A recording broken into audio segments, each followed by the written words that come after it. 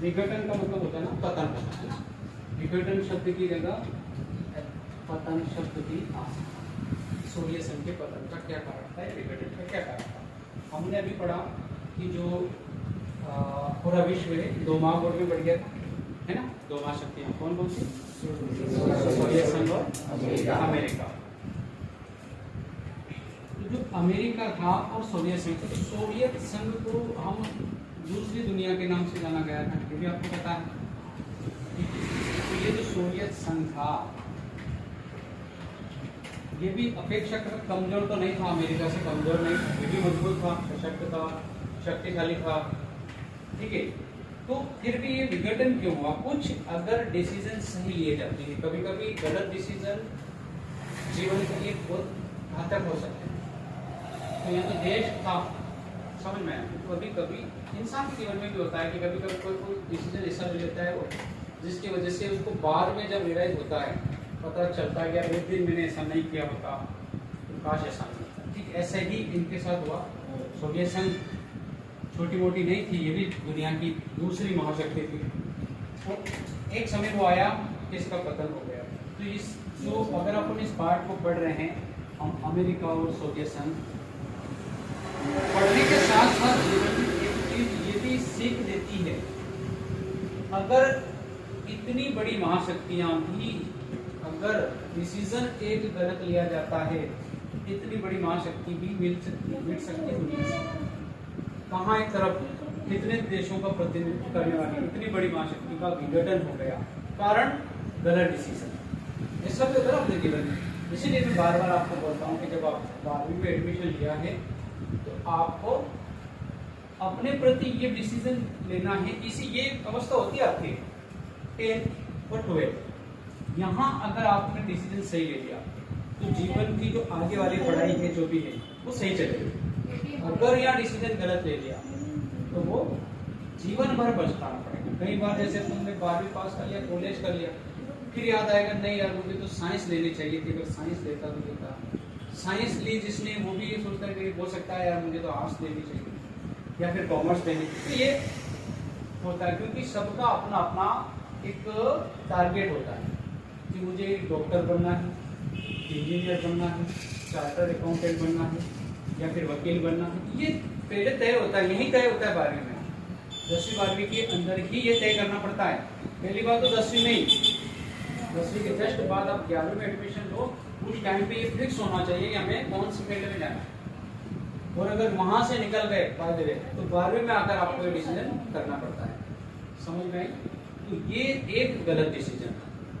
जीवन की पूरी नींव आधार रहती है, पूरी जीवन डिपेंड करता है। अगर आपने डिसीजन सही ले लिया तो आगे का सब कुछ अच्छा होगा। डिसीजन गलत ले लिया तो फिर बहुत कुछ, फिर ये हो सकता है कि जो लिया उसको सुधारें। फिर ये होता है कुछ लोग जो अगर समय पर समझ जाते हैं ना उसको सुधार लेते हैं, अच्छे मोड में ले जाते हैं। जब पता चली हवा विपरीत चल रही तो वो कुछ ऐसा कर लेते हैं कि वो हवा के साथ ही साथ हवा पैदा होगा, है ना। वही चीजें होती है। तो ये महाशक्तियां हम पढ़ रहे हैं, पढ़ने के साथ साथ ये भी हमें सीखना है कि इतनी बड़ी महाशक्ति का विघटन क्यों हुआ। तो हमने अब लिखा है कि सोवियत संघ का जो विघटन हुआ उसका पहला कारण एक दल का प्रभुत्व। यानी कि हमने पढ़ा था कि सोवियत संघ शीत युद्ध का जो दौर चला था वो काफी लंबे समय तक चला था। 60-70 साल तक एक ही पार्टी का दौर चला। जब लंबे समय तक एक ही दल का प्रभुत्व रहेगा, एक ही दल की सरकार रहेगी, तो वो फिर जनता उससे नाखुश हो जाएगी। जनता चाहेगी कि नया चेहरा आए। या फिर जब एक ही पार्टी बार बार चुनाव जीतेगी, बार बार जीतेगी, बार बार जीतेगी, तो फिर वो पार्टी काम करना बंद कर देगी जनता के लिए। उसको पता कि नहीं जीत रहा हूँ, काम करे चाहे नहीं करे, तो वो पार्टी क्या करेगी, जनता के हित के लिए काम करना बंद कर देगी, जिसकी वजह से जनता के मन में असंतोष उत्पन्न होगा या उसके प्रति नफरत उत्पन्न हो जाएगी। फिर जनता क्या चाहेगी, कोई नया व्यक्ति आए, नया चेहरा आए, नई सरकार बने। समझ में आया? तो लंबे समय तक एक ही दल का प्रभुत्व था। जरूरत थी यहाँ पर नए नेतृत्वकर्ता की, लेकिन सोवियत संघ उस पर नहीं कर पाया और एक ही दल का प्रभुत्व रहने की वजह से जनता नाखुश हुई और जनता इससे बगावत कर दी। क्योंकि अपने कल बताया था, जनता खिलाफ, जब जनता ही खिलाफ होती है तो फिर देश दूसरे देश जो इसके साथ है वो खुद ही क्यों रुकेंगे उसके पास? आई ना बात समझ। दूसरा, साम्यवादी व्यवस्था का सत्तावादी होना। जो साम्यवादी पार्टी जो था ये सोवियत संघ, इसका सत्तावादी हो गया था। सत्तावादी होने का मतलब इन्होंने निजी जो संपत्ति थी लोगों की ज्यादा, उसको उसके अधिकार को छीन लिया कि कोई ज्यादा संपत्ति नहीं रखेगा। फिर उन्होंने सत्ता के जो नियम बना दिए कि ये नियम आपको मानने ही पड़ेंगे। तो ये तो तानाशाही हो गया, जबरदस्ती वाली बात हो गई। कोई जनता से के अधिकार के लिए अगर कानून बनाना है तो जनता से पूछना अनिवार्य होता है। हमारे भारतीय संविधान में क्या होता है, जब भी कोई बिल बनता है तो वो पहले लोकसभा में रखा जाता है। तो रखने का मतलब ये कि जब लोकसभा में रखने का मतलब ये कि जब लोगों के लिए जब कोई कानून बन रहा है तो उसका हक, उसका फैसला लोगों को ही है अधिकार उस कानून को लागू करना या ना करना। समझ में ना?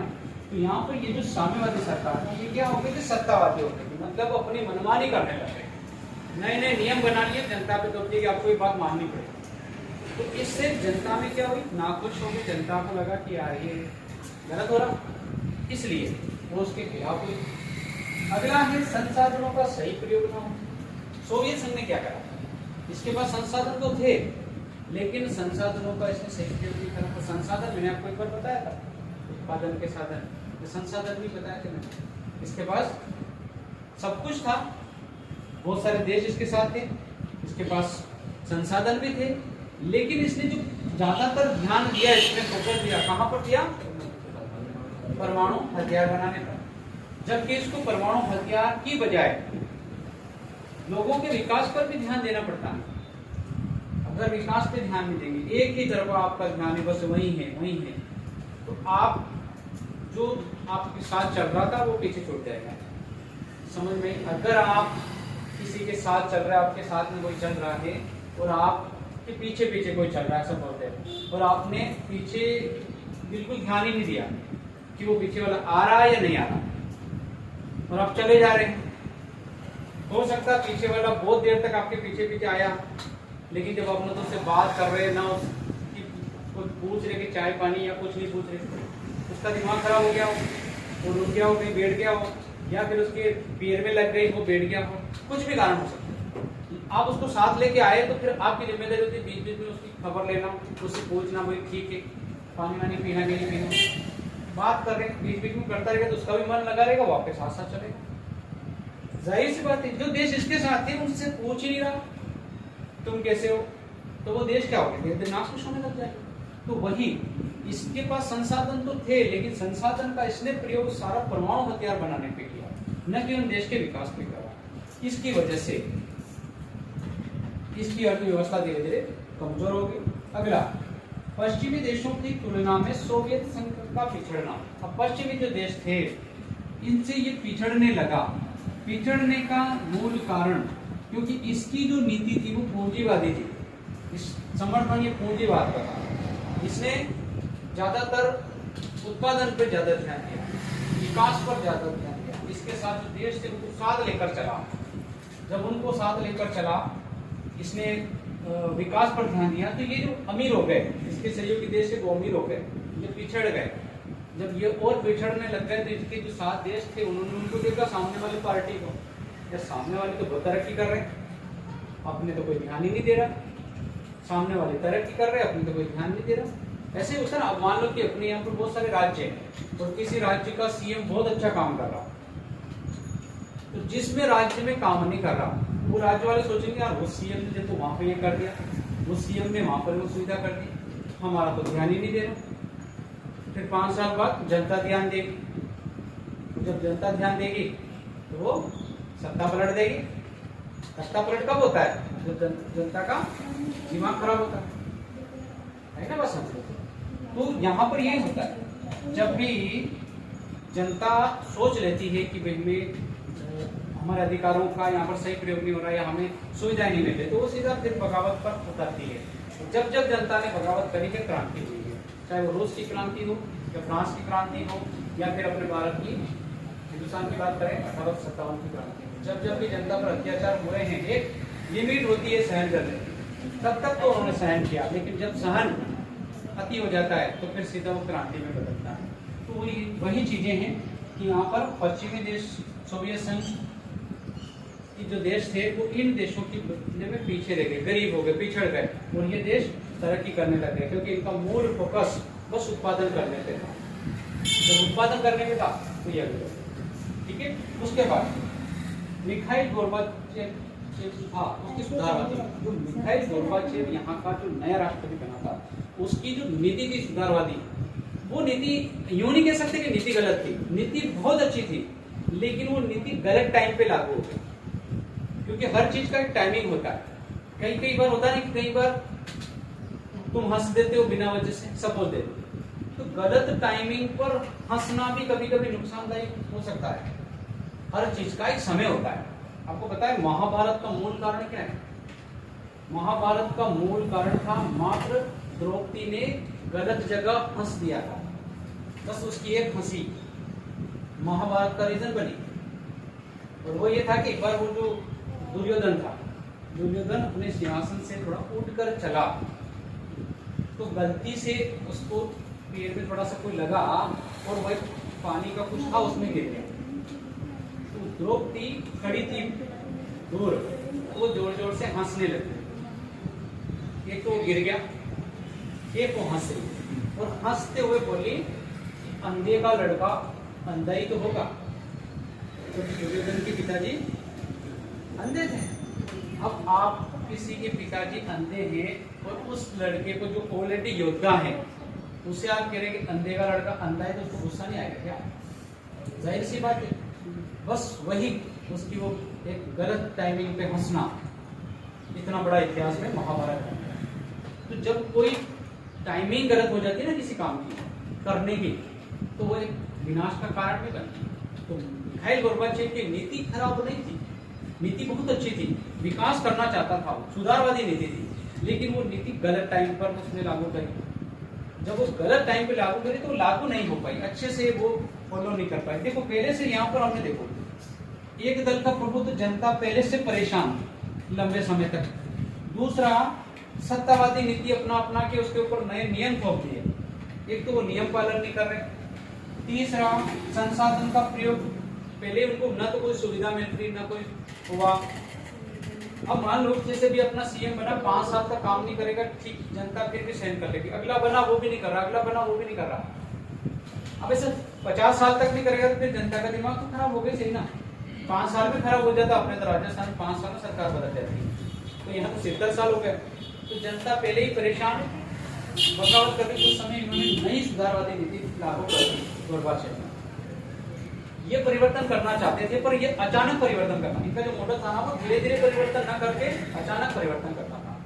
तो जब अचानक परिवर्तन कभी नहीं होता, परिवर्तन हमेशा धीरे धीरे होता है। तो इनका जो मॉडल थे वो असफल हुआ, और इसकी वजह से सारे देश इसको छोड़ छोड़ के जाने लगे। तुम्हारे नियम तुम ही लगाओ भाई, हमें नहीं रहना, हम तो नहीं कर सकते, बहुत ज्यादा हो गया। क्योंकि जो देश इसमें थे वो देख रहे कि सामने वाले तरक्की कर रहे, अमीर होते जा रहे, इनका कोई खेल खबर ही नहीं, तो वो क्यों रहेंगे इसके साथ जब उनकी कोई पूछताछ ही नहीं कर रहा। होता है ना कभी कभी किसी किसी रिश्तेदारी में गए या किसी प्रोग्राम में गए, और वहाँ गए और वहाँ जिसके वहाँ गए वो खुद ही नहीं बोल रहा, आपसे मिल लिया, आपको देख भी लिया और आपसे बात नहीं कर रहा, तो आप ज्यादा देर नहीं रुकोगे। फिर जो एक दो करके रुको, देख लिया भाई यार आपने से कोई कोचिंग ना, क्या करें, चलो है ना, बस जाहिर सी बात है। तो इसके साथ जो देश थे उनका तो ध्यान ही नहीं, उन पर कोई ध्यान ही नहीं दे रहा था। जब ध्यान नहीं दे रहा तो वो इसको छोड़ छोड़ के जाने लगे, जाहिर से हो गया था उस समय। तो यही कारण था कि सोवियत संघ का पतन हुआ। समझ में आया? सोवियत संघ का विघटन का मूल कारण एक दल का प्रभुत्व, यानी कि लंबे समय तक एक ही। देखो कि क्या इसको डिटेल लिखना कि सोवियत संघ के विघटन का निम्न कारण यह है कि एक दल की सरकार लंबे समय तक, लगभग 70 साल तक एक ही पार्टी की सरकार रही, जिससे जनता ऊब चुकी थी और जनता चाहती थी कि नई सरकार बने, इसलिए जनता उसके खिलाफ हो गई। अगला है साम्यवादी व्यवस्था का सत्तावादी होना। जो सोवियत संघ की जो सरकार थी ये सत्तावादी हो गई थी, इन्होंने नए नए नियम बनाकर जनता के ऊपर जबरन थोप दिए थे और अनिवार्य कर दिया था कि आपको ये नियम पालन करना है। तो ये इस तरह के जो नियम बनाए गए थे वो तो जनता के खिलाफ थे, इसलिए जनता इसके खिलाफ हो गई। संसाधनों का सही प्रयोग न होना, यानी कि सोवियत संघ के विघटन का एक कारण यह भी है कि सोवियत संघ के पास जो संसाधन थे उसने अपने संसाधनों का सही प्रयोग नहीं किया, अर्थात उसने जो प्रयोग करना चाहिए था विकास पर, उसने विकास पर प्रयोग न करके परमाणु हथियार पर प्रयोग करा। जितना भी धन था वो सब परमाणु हथियार बनाने पर लगा दिया। इस वजह से इसके जो उद्योग धंधे हैं वो पिछड़ गए, अर्थव्यवस्था पूरी गरीब हो गई, है ना। इस वजह से भी इसका विघटन हुआ। पश्चिमी देशों की तुलना में सोवियत संघ का पिछड़ना, यानी कि सोवियत संघ से जो देश इसको छोड़ छोड़ कर गए थे उसका मूल कारण ये है कि जो अमेरिकी खेमे के जो देश थे, ये देश बहुत तीव्र गति से विकास कर रहे थे, क्योंकि अमेरिका की जो नीति थी वो पूंजीवादी नीति थी और इस पूंजीवादी अर्थव्यवस्था पूंजी का समर्थन कर रही थी। इस वजह से ये विकास पर ज्यादा ध्यान दे रहे थे, तो ये तरक्की कर गए, ये अमीर हो गए देश, और ये इसके तुलना में पिछड़ गए थे, गरीब हो गए थे, तो वो देश इसको छोड़कर जाने लगे। इस वजह से विघटन हुआ।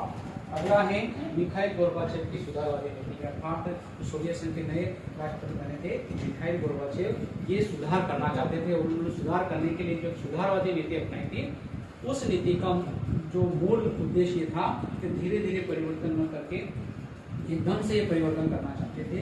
नीति अच्छी थी लेकिन गलत समय पर उसको लागू कर दिया था और वो नीति कारगर सिद्ध नहीं हुई, जनता पर इसका उल्टा प्रभाव पड़ा जो कि गलत था उस समय की स्थिति के लिए, तो इस वजह से सोवियत संघ का विघटन हुआ। समझ में उल्टा प्रभाव, विपरीत प्रभाव, है ना। एक बार एक तो व्यक्ति है ऑफिस में बैठा बैठा फेसबुक चला रहा, फेसबुक जानते हो, व्हाट्सएप फेसबुक, और फेसबुक चलाते चलाते उसके मन में खुरापाती आइडिया है।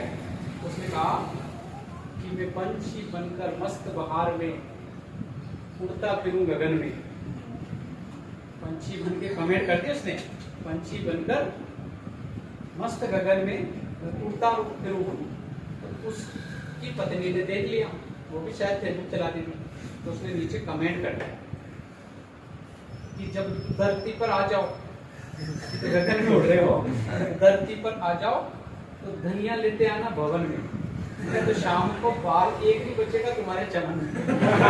समझ में आया? ये होता है उल्टा प्रभाव। तो यहाँ ऐसे ही इसका जो प्रभाव था उसी तरह से पड़ गया था, उल्टा प्रभाव, जिसकी वजह से इसका पता नहीं। ठीक है, ये प्रश्न लिखो पूरी पॉइंट।